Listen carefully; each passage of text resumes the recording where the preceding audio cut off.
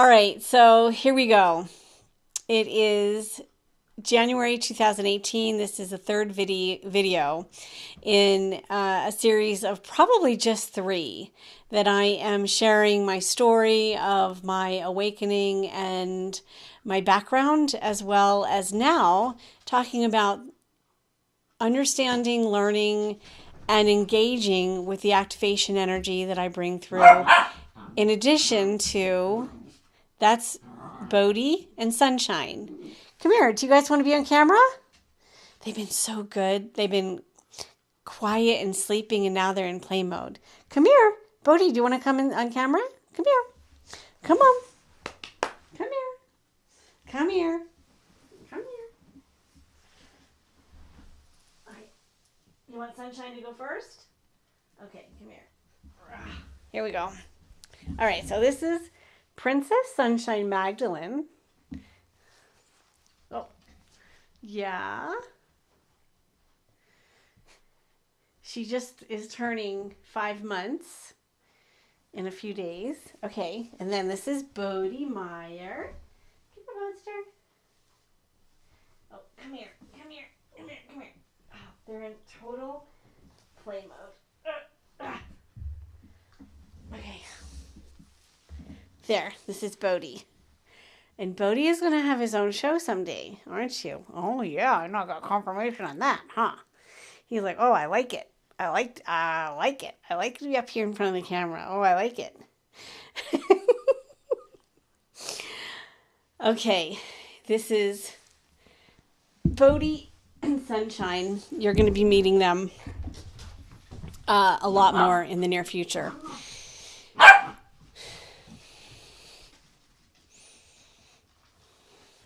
We may have to do this one again, I think. Okay, so here we go. And again, it's January 2018, and Scott and I have been doing our work behind the scenes for the last 2 years. And this video is how I came to understand working with the activation energy that I bring through, as well as the detailed telepathic communication. Now, if you watched the previous video to this, I ended with the client that I was doing branding and internet strategies with and website. And I just want to say that she didn't, as I had shared before, she really didn't believe in any of the telepathic stuff. So we didn't get into it until after this experience. And then she was, not only was she open, she wanted to know more. And we actually worked on her branding by me telepathically communicating with her higher self and her guides. Well, the other interesting thing about this is that through the activations, and me working with her very diligently over the next 6 weeks, she became very telepathic. And to this day, still engages with that aspect of her journey. So let me just share with you how the activation energy works and what I do. And it is... one of the things that I say to people is I can explain it only so far. The rest is a visceral experience and experiential for you to actually just experience. But what I have been taught by my higher self and my guides is how to work with holographic fields. That's one of the things. And then with this activation energy that comes through me, I act as a conduit to step down this energy from higher dimensional realms. And when I bring it through, my mouth moves really fast, and it's not anything like what I've ever seen or heard other people do. It's a little bit odd, and it sounds very, very odd. And for that reason, a lot of times when I do it, if I'm doing a webinar or private session or on camera, I often will either turn away from the camera or we actually turn the camera to something else, because I don't want you to be caught up in the thoughts and be in your head about, especially if it's your first time, going into your head about it, because it'll change and shift your experience dramatically. So, and I also bring through, I traverse back and forth dimensionally with the language. I bring through communication with it as well. So I'm often doing the activation, the energy is coming through, you hear it, and most of the time you experience it with tingling or your crown chakra, all sorts of different sensations, and even potentially thoughts and memories. Now, I have been taught all sorts of different ways to work with this energy and to work with the your holographic field, whether it's an individual or a group. And the reason and how I can do it in a group scenario is I am calling in only for the highest divine good for you to experience. And you need to match that as well. But because of my strong intention and the clarity by which I'm doing this, I am holding a space, and Scott and I hold a space, whether we're together or not together, so powerful that it is creating a clear field of light to create alchemical shifts and transformations. Now, I've been taught to work with basically the birthing of your higher self, and that is an ascension and a descension.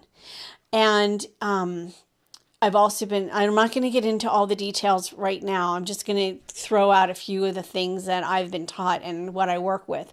I've also been taught to how to create and activate core codes that are aligned with as I am love and I am that frequencies and codes.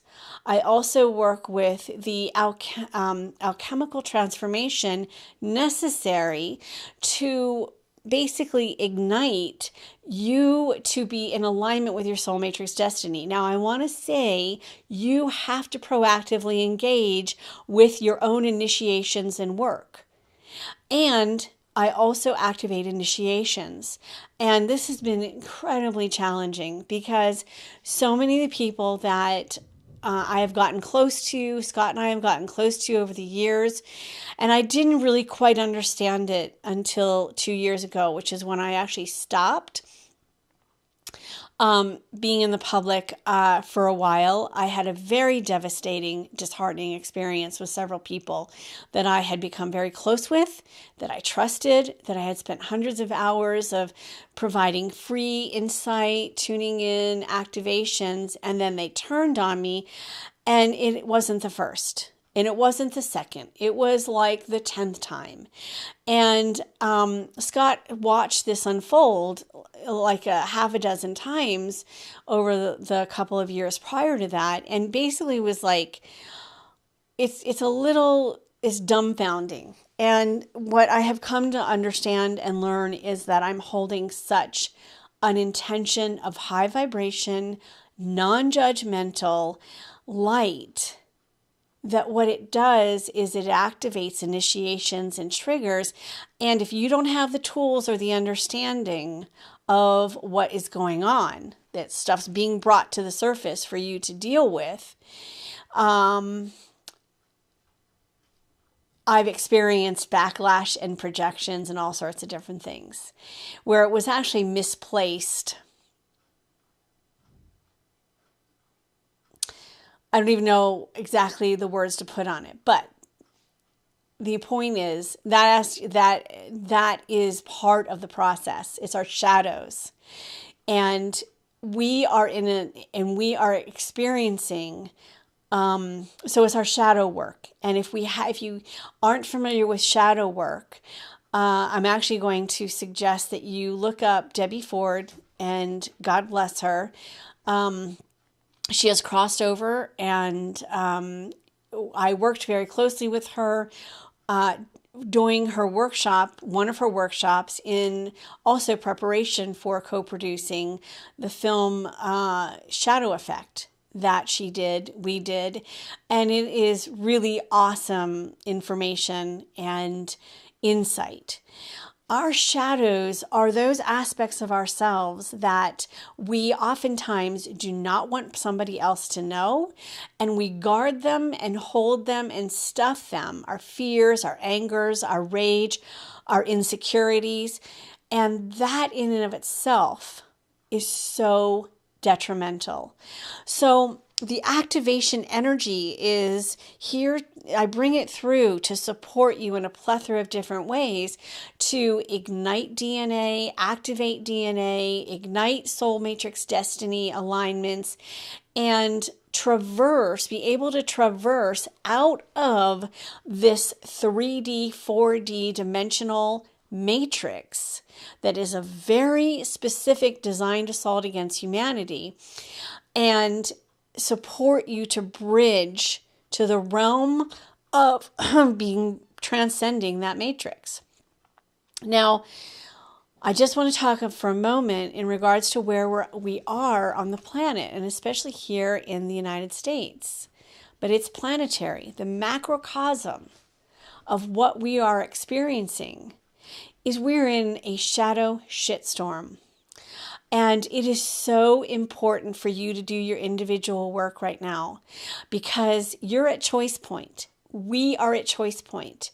Whatever and however you choose at this point to walk through the journey of this transition is going to gravely affect your ability to alchemically transform and have transformation as this deception reality is revealed, and as this matrix and what our guides actually said a few days ago is poly matrix, that there are facades and matrices within matrices and realities within realities. So that's why it's so critically important for you to engage and ignite your alchemical transformation. And the one thing I just want to give you as a visual is this is so closely related to that caterpillar, cocoon, butterfly experience.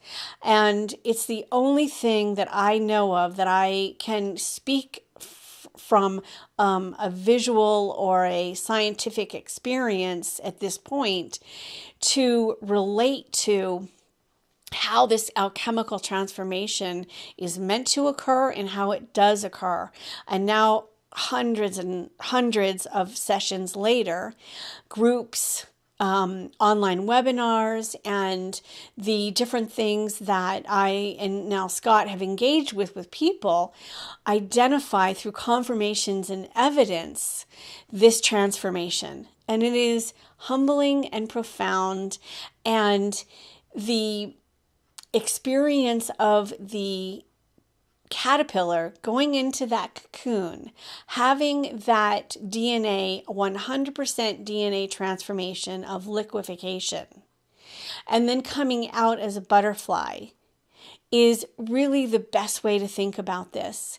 It is completely something that most people would say that's an anomaly, and it is. And that is the Great Awakening. And it is your opportunity to engage, should you resonate with this, and to engage proactively with learning all of the things that I and now Scott have been taught and told over the years, why we have worked behind the scenes. And I just want to say one last thing here is that I had that very disheartening experience, and it took me a couple months to shake it. And if it wasn't for Scott and another dear friend and the telepathic communication that came through on a daily basis, I'm not sure if I would have made it through that one this time. It was so disheartening. But I did, and I am grateful. And it was shortly thereafter that I had this major epiphany and breakthrough and there was actually some technological assistance, which I'll share that at another time, that was the kind of like the final, ignition of, okay, I can deal with life again and get back to some normalcy. But then what occurred is Scott and I got very clear to communication. We were living in Australia at that time, to come back to the States, and not just anywhere, but to get our asses back to Mount Shasta. And so since then, it's been our trajectory. And that was March of 2016 that I got that communication, March, April timeframe. And literally one thing after another led to us getting back to Mount Shasta and purchasing a spiritual retreat center in October of 2016. And it has taken this long to deal with clearing the energy and with some of the challenges and whatnot. And it's been quite a journey. So here we are. Scott is going to be joining me on all sorts of different shows that we're going to do together, and he's going to come back out and do his videos and share his knowledge and insight and information, and Bodhi and Sunshine too. They're going to come into the mix as well. So I'm very excited. Thank you if you're still engaging with all of this.